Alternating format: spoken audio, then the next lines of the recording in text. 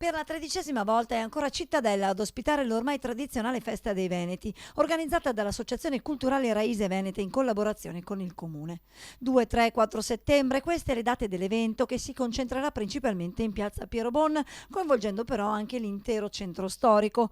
Padroni di casa anche in questo 2016 saranno la cultura, le tradizioni, la lingua e il popolo veneto.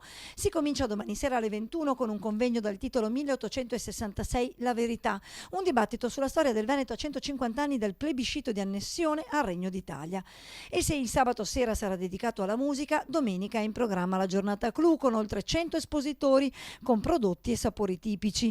Spazio anche alle rievocazioni con gli uomini in divisa del primo reggimento Fanteria Veneto, mentre la chiusura sarà riservata all'orchestra da camera di Radio Veneto 1 diretta dal maestro Giorgio Sini.